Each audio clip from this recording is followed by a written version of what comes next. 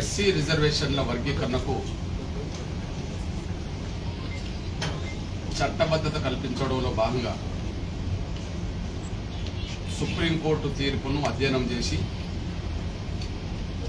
తదుపరి వర్గీకరణ అమలు చేయడం కోసం ఆంధ్రప్రదేశ్ ప్రభుత్వం గౌరవ ముఖ్యమంత్రి నారా చంద్రబాబు నాయుడు గారు రిటైర్డ్ ఐఏఎస్ అధికారి గౌరవ రాజీవ్ రంజన్ మిశ్రా ఆధ్వర్యంలో ఏకసభ్య కమిషన్ నియమించడాన్ని మాదిగ రిజర్వేషన్ పోరాట సమితి స్వాగతిస్తున్నది. మేము ముఖ్యమంత్రి గారిని కలిసిన కొద్ది రోజుల్లోనే ఇచ్చిన మాట ప్రకారం కమిషన్ నియమించిన గౌరవ ఆంధ్రప్రదేశ్ ముఖ్యమంత్రి వర్యులు చంద్రబాబు నాయుడు గారికి ధన్యవాదాలు చెప్తున్నాం. ఎస్సీ రిజర్వేషన్ల వర్గీకరణను ముందుకు తీసుకెళ్లడంలో భాగంగా త్వరగా వర్గీకరణ ప్రక్రియను పూర్తి చేయాలని, అందుకు అనుగుణంగా తదుపరి చర్యలు వెంటనే తీసుకోవాలని మేము గౌరవ ముఖ్యమంత్రి నారా చంద్రబాబు నాయుడు గారిని కలిసి మేము వినతి పత్రం ఇవ్వడం జరిగింది. అది నవంబర్ 5న మేము గౌరవ ముఖ్యమంత్రి గారిని కలిశాం.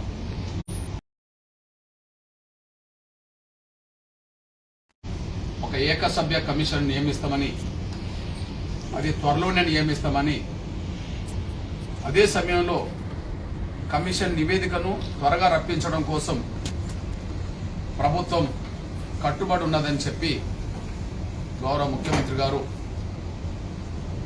మా ప్రతినిధి బృందంతో చెప్పిన దాని ప్రకారమే ఏకసభ్య కమిషన్ నియమించడం జరిగింది. సీనియర్ ఐఏఎస్ అధికారి, దేశంలో ఒక గౌరవ స్థానంలో ఉండబడే ఒక కమిషన్కి సంబంధించిన నేతృత్వం వహిస్తున్న పెద్దలు రాజీవ్ రంజన్ మిశ్రా గారి ఆధ్వర్యంలో చేపట్టబోయే ప్రతి దానికి ఎంఆర్పీ సపోర్ట్ ఇస్తుంది. మా ఆవేదనను తన ముందు చెప్పడం కోసం, మాకు జరిగిన అన్యాయాన్ని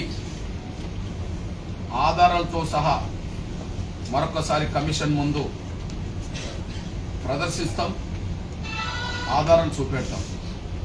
ఖచ్చితంగా మాకు న్యాయం జరుగుతుందని,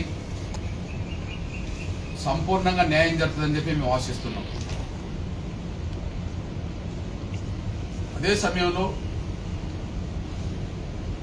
ఇటు ప్రభుత్వానికి, అంటే గౌరవ ముఖ్యమంత్రి నారా చంద్రబాబు నాయుడు గారికి, కమిషన్ ఏకసభ్య కమిషన్ చైర్మన్ గా నియమించబడ్డ గౌరవ రిటైర్డ్ ఐఏఎస్ అధికారి రాజీవ్ రంజన్ మిశ్రా గారికి మా వైపు నుంచి ముందుగా ఒక అప్పీల్ చేస్తున్నాం.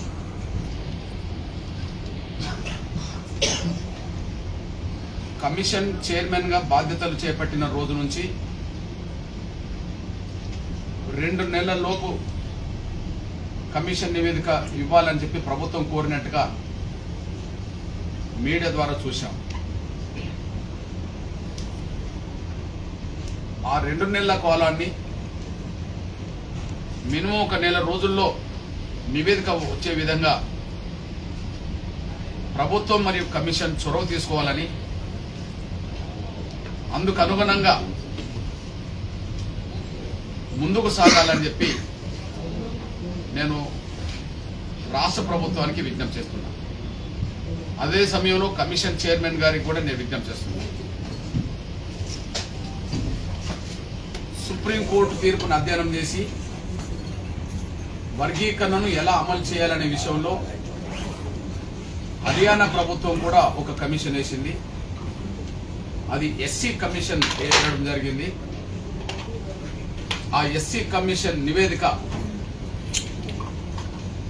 10 రోజుల్లోనే రాష్ట్ర ప్రభుత్వానికి అందించినట్టుగా హర్యానా ప్రభుత్వం నిర్ణయం తీసుకున్నది. ఆగస్టు 8న ఆగస్టు 1న సుప్రీంకోర్టు తీర్పు వచ్చింది. ఆగస్టు 8న ఎస్సీ కమిషన్ హర్యానా ప్రభుత్వం వేసింది. కమిషన్ నివేదిక ఆగస్టు 18కి సమర్పించడం జరిగింది.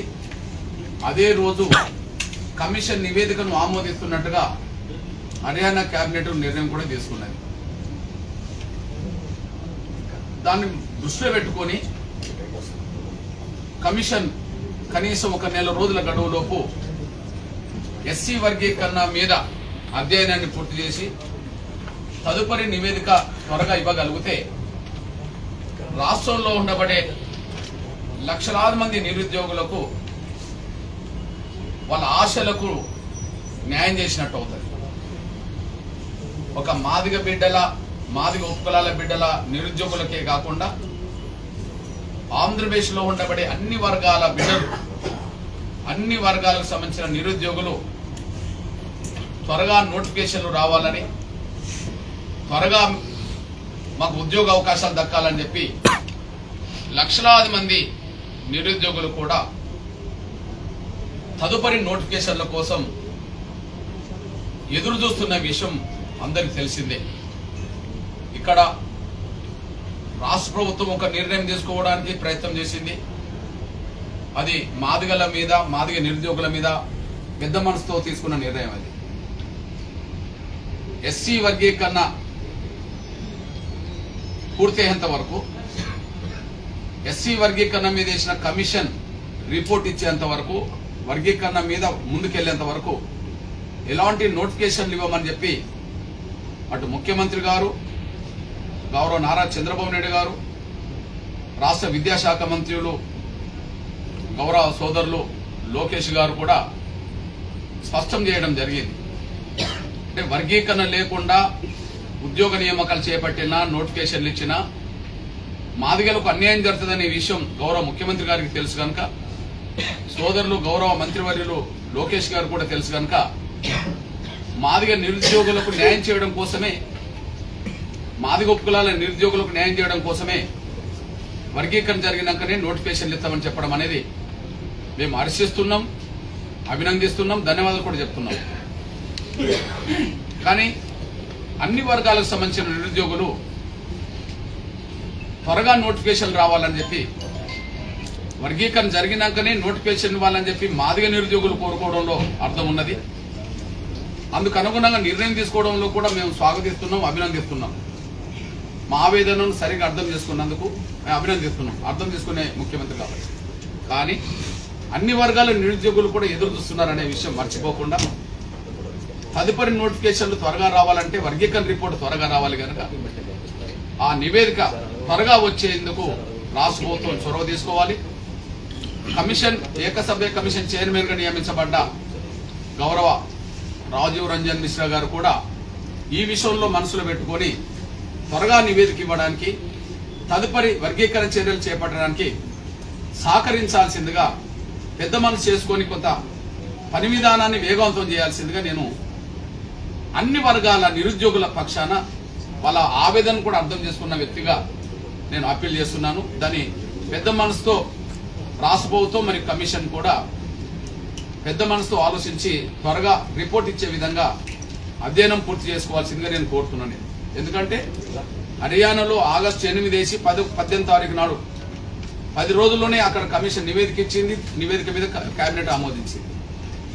అందువల్ల కనీసం ఇక్కడ 1 నెల రోజుల్లో పూర్తి చేసినా కూడా డిసెంబర్లో పూర్తి చేస్తే నూతన సంవత్సరంలో నిరుద్యోగులకు వెలుగులు వచ్చే విధంగా, అన్ని వర్గాల నిరుద్యోగులకు వాళ్ళ జీవితంలో వెలుగులు వచ్చే విధంగా కనీసం డిసెంబర్ లోపు వర్గీకరణ మీద నియమించబడ్డ కమిషన్ నివేదికను ఇవ్వగలిగితే అది జనవరి 1వ వారం లోపు ఖచ్చితంగా వర్గీకరణ ప్రక్రియ అమలు జరిగితే అప్పుడు మాదిగ నిరుద్యోగులకే కాకుండా, అదే సమయంలో ఉపకులాల నిరుద్యోగులకే కాకుండా అన్ని వర్గాల నిరుద్యోగులకు వాళ్ళ ఆశలకు మనం న్యాయం చేసినట్టు అవుతుంది.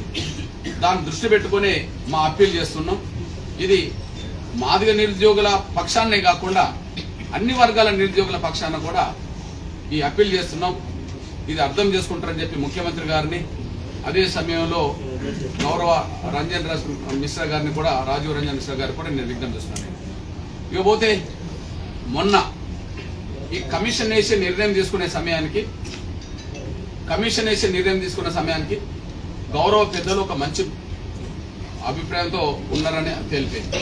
ఇటు మాల సామాజిక వర్గానికి సంబంధించిన, మాదిగ సామాజిక వర్గానికి సంబంధించిన ఎమ్మెల్యేలు, మంత్రులను కూర్చుండబెట్టుకొని మనం ఎన్నికల్లో మాట ఇచ్చాము, అంతకంటే ముఖ్యంగా గతంలో మనం అమలు చేశాము. సుప్రీంకోర్టు తీర్పు కూడా అందుకు అనుగుణంగానే ఉన్నది కనుక సుప్రీంకోర్టు తీర్పు ఎస్సీ వర్గీకరణ చేసుకునే అధికారం రాష్ట్రాలకు అని చెప్పింది.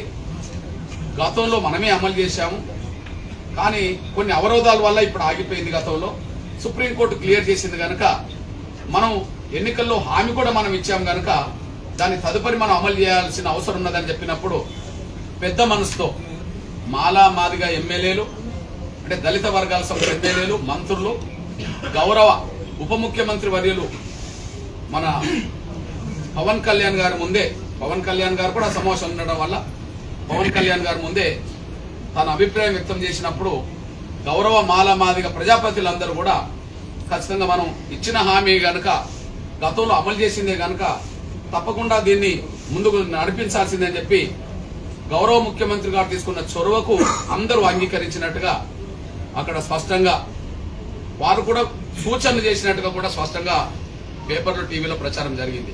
అంటే ముఖ్యమంత్రి గారు ఒక నిర్ణయం తీసుకునే ముందు ఏకపక్షంగా నిర్ణయం తీసుకోలేదని, గతంలో ఉమ్మడి ఆంధ్రప్రదేశ్లో వర్గీకరణ అమలు చేసినప్పుడు కూడా కమిషన్ వేసిండని, కమిషన్ నిర్ణయం వచ్చిన తర్వాత కూడా మాలామాదిగా మంత్రుల్ని, మాలామాదిగా ఉపకులాలకు సంబంధించిన ఎమ్మెల్యేలను కూర్చునబెట్టి ఒక నిర్ణయం తీసుకున్నాడని, ఇప్పుడు కూడా అదే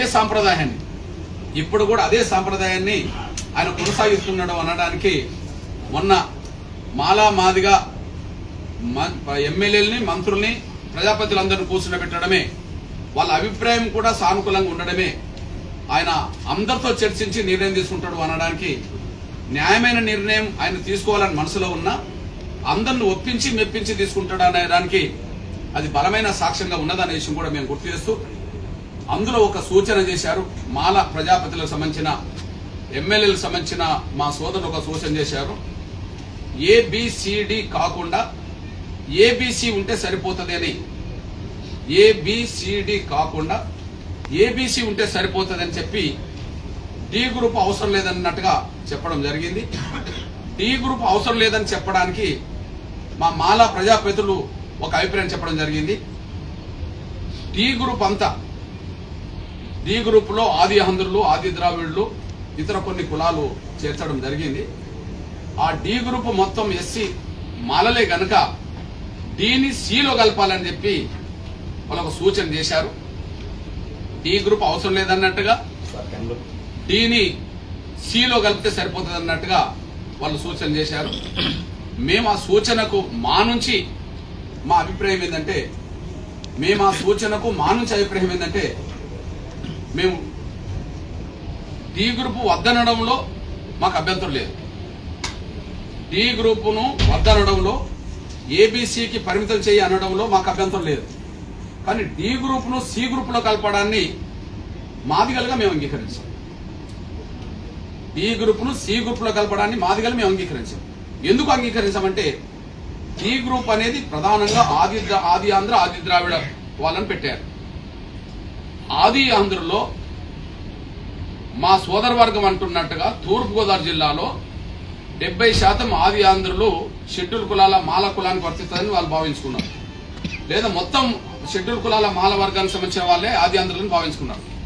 కానీ ఇక్కడ రెండో విషయం ఏంటంటే, ఆనాడు ఆది ఆంధ్ర ఉద్యమం జరిగినప్పుడు మద్రాసు పరిపాలనలో మేము ఆది ఆంధ్రులమని, మద్రాసు పరిపాలనలో మేము ఆది ద్రావిడులమని ఆనాడు ఉద్యమం జరిగినప్పుడు ఆ ఉద్యమం మొత్తం మాలామాదిగల్ని ప్రభావితం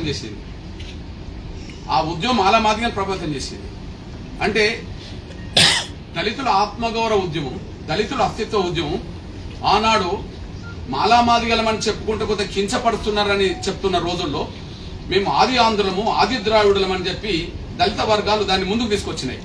ఆనాటి ఉద్యమం ఫలితం.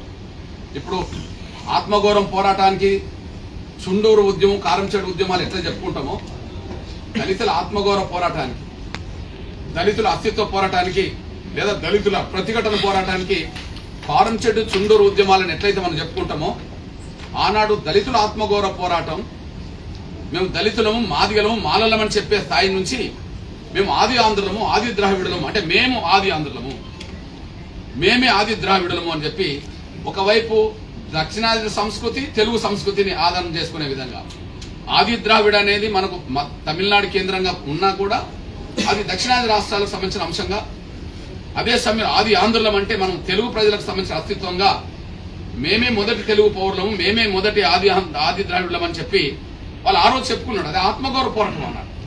అందువల్ల ఆ ఆత్మగౌరవ పోరాటం ఆనాడు జరిగినప్పుడు కారంచెడు ఉద్యమంలో దళితులందరూ ఎట్లయితే పాల్గొన్నారో, చుండూరు ఉద్యమంలో దళితులందరూ ఎట్లయితే పాల్గొన్నారో, ఆది ఆంధ్రులుగా, ఆది ద్రావిడులుగా పేరు పెట్టుకునే సమయంలో కూడా మాలా మాదిగలందరూ పాల్గొన్నారు. ఈ విషయాన్ని పరిగణలోకి తీసుకోవాలని చెప్పి నేను కోరుతున్నాను. మాలా మాదిగలందరూ అంటే ఆది ద్రావిడ ఉద్యమానికి ఒక మాలలే కాకుండా, ఆది ఆంధ్ర ఉద్యమానికి ఒక మాలలే కాకుండా, ఆది ఆంధ్ర ఉద్యమంలో దళితులు అన్నబడుతున్న అందరూ ఆడ పాల్గొన్నారు. ఆ రోజు మా కుల సర్టిఫికెట్ మాదిగాని మాలని చెప్పుకోకుండా మాలలైనా మాదిగలైనా ఆనాడు కొంత ఆది ఆంధ్రులుగా, ఆది ద్రావిడులుగా సర్టిఫికెట్ తీసుకున్నారు. అయితే ఒక్కొక్క చోట ఆ సంఖ్య ఎక్కువ తక్కువలు ఉండవచ్చు. ఉదాహరణకు తూర్పుగోదావరి జిల్లాలో ఆది ఆంధ్రులుగా ఒకవేళ ఆది ద్రావిడులుగా ఎవరన్నా ఉంటే, ద్రావిడ అనేది తూర్పుగోదావరి తక్కువ, ఆది ఆంధ్రులు ఎవరన్నా ఉంటే అక్కడ తూర్పుగోదావరి జిల్లాలో ఒక 60% మా మాల సామాజిక వర్గం ఉంటే ఒక 40% అయినా మాదిగలు ఉంటారు, లేదా 70% ఆది ఆంధ్రుల పేరుతో మా మాలలు ఉంటే, మా సోదర మాలలు ఉంటే ఓ 30% అయినా మాదిగలు ఉంటారు. కానీ అదే చిత్తూరుకి వెళితే అదే ఆది ఆంధ్రులు 75-80% మాదిగలు ఉంటారు. అదే చిత్తూరుకి వెళ్ళినప్పుడు 75-80% మాదిగలు ఉంటారు. ఇది సాక్ష్యం ఏంటంటే మేము ఏబిసిడి వర్గీకరణ సాధించిన రోజుల్లో, ఏది 2000 సంవత్సరంలో వర్గీకరణ జరిగినప్పుడు మాదిగలు అనబడుతున్న ఆది ఆంధ్రులు అక్కడ,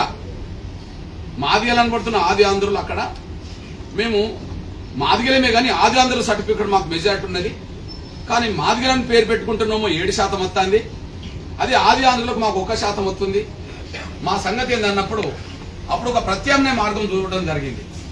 మాలలైనా మాదిగలైనా ఆది ఆంధ్రులుగా ఉంటే లేదా ఆది ద్రావిడులుగా ఉంటే ఓకే, బ్రాకెట్ మాదిగని పెట్టుకుంటే, ఆది ఆంధ్ర మాదిగని పెట్టుకుంటే మీకు 7 వర్తిస్తుంది, ఆది ఆంధ్ర మాలని పెట్టుకుంటే మీకు 6 వర్తిస్తుంది, అంటే పర్సెంటేజ్ వర్తిస్తుంది. దాన్ని ఆది ఆంధ్రులుగానే ఉపయోగించుకోదలుచుకుంటే ఆ సంఖ్య పరంగా ఆది ఆంధ్రులుగానే ఉంటారు కాబట్టి 1% రావచ్చు. కానీ బ్రాకెట్లో మీరు మాదిగ పెట్టుకుంటే మాదిగకు వర్తిస్తుంది, బ్రాకెట్లో మీరు మాల పెట్టుకుంటే మాలకు వర్తిస్తుంది అని చెప్పి తూర్పుగోదావరి జిల్లాలో మెజార్టీ మాలలు నష్టపోవద్దు అనుకుంటే ఆది ఆంధ్ర మాల పెట్టుకోవచ్చు అని చెప్పారు. లేదా చిత్తూరు జిల్లాలో ఆది ఆంధ్ర మాదిగలు నష్టపోవద్దు అనుకుంటే బ్రాకెట్లో మాదిగ పెట్టుకోవాలని చెప్పేశారు.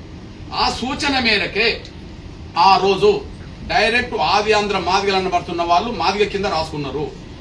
అదే సమయంలో తూర్పుగోదావరి జిల్లాలో ఆది ఆంధ్రుల మాలలు అనబడుతున్న వాళ్ళు మాలలుగానే రాసుకున్నారు. అంటే 1% తీసుకోవడానికి సిద్ధంగా లేకుండా ఒకరు 7% వర్తింపజేసే విధంగా బ్రాకెట్లు మాదిగ పెట్టుకున్నారు, ఒకరు 6% వర్తింపజేసే విధంగా బ్రాకెట్లు మాల పెట్టుకున్నారు తూర్పుగోదావరి. అంటే ప్రాంతాల్లో తూర్పుగోదావరి జిల్లాలో మాలలు ఆది ఆంధ్రులకు మెజారిటీ ఉండవచ్చు, కానీ అసలే మాదిగ లేరని కాదు ఆది ఆంధ్రలో. అట్లా అనుకుంటే ఆది ఆంధ్ర ఉద్యమం అనేది ఒక మాలల్ని ప్రభావితం చేసిందంటూ కాదు కదా. కారంచెడు ఉద్యమం ఒక మాలల్ని ప్రభావితం చేయలేదు కదా, మాల మాదిగలు చేసింది కదా. చుండూరు ఉద్యమం మాల మాదిగలు చేసింది కదా. ఆనాడు ఆది ఆంధ్ర ఉద్యమం కూడా, ఆది ద్రావిడ ఉద్యమం కూడా దక్షిణాది రాష్ట్రాలను, తెలుగు రాష్ట్రాలను, ఉమ్మడి దళితుల వర్గాలందరినీ ప్రభావితం చేసింది. ఎగ్జాంపుల్, ఇప్పుడు అదే ఆది ద్రావిడ కాడికి వస్తే, అదే ఆది ద్రావిడకి వస్తే తమిళనాడు పరయార్లను కూడా, తమిళనాడు అరుంధతీయులు కూడా చిత్తూరు జిల్లాలో, అంటే బేస్ బార్డర్ కాబట్టి చిత్తూరు జిల్లాలో ఆది ద్రావిడగా పెట్టుకున్నారు. వాళ్ళు ఎవరు? తమిళనాడులో ఉండబడే దళితులు, పరయార్ల పేరుతో ఉన్నోళ్ళు, అరుంధతీయుల పేరుతో ఉన్నోళ్ళు కూడా ఆది ద్రావిడ పెట్టుకున్నారు. అంటే తమిళనాడులో ఉండబడే దళిత ఉద్యమాన్ని ఎక్కువ ప్రభావితం చేసింది ద్రావిడ ఉద్యమే కదా, దళితులను ప్రభావితం చేసింది. కాబట్టి అక్కడ దళితులను ప్రభావితం చేసేది ద్రావిడ ఉద్యమం కాబట్టి ద్రావిడ కింద తమిళనాడు దళితులు ఎక్కువ వస్తుంటారు. ఆంధ్ర ఉద్యమం ఏది ఆత్మగౌరవ ఉద్యమం ఇక్కడ ప్రభావితం చేసింది కాబట్టి ఆది ఆంధ్రులుగా మాలా మాదిగలు పెట్టుకున్న సందర్భాలు ఉన్నాయి. చిత్తూరు జిల్లాలో ఒక కులం ఎక్కువ పెట్టుకోవచ్చు, తూర్పుగోదావరి జిల్లాలో ఎక్కువ పెట్టుకోవచ్చు. అక్కడైనా దళితుల్లో అందరూ ఉన్నారు, ఆది ఆంధ్రులో దళితులు అందరూ ఉన్నారు, ఆది ద్రావిడులో. ఇక్కడైనా ఆది ఆంధ్రులు దళితులు ఉన్నారు. దానికి ఎగ్జాంపుల్ చెప్తున్నాను నేను. ఇప్పుడు మాకు ప్రకాశం జిల్లాలో ఉన్నది ఎంఆర్పిఎస్ ఉద్యమం మొదలుపెట్టింది ప్రకాశం జిల్లాలో. నేను తిరుగుతున్నప్పుడు కందుకూరు దగ్గర ఆది ఆంధ్ర కాలనీ ఉన్నది. కందుకూరు దగ్గర బృందావనం అనేది మాలపల్లి అయితే, బృందావనం అనేది కందుకూరులో మేజర్ 2 గ్రామ పంచాయతీలు ఉంటాయి. ఇప్పుడు మున్సిపాలిటీలు వచ్చినాయి.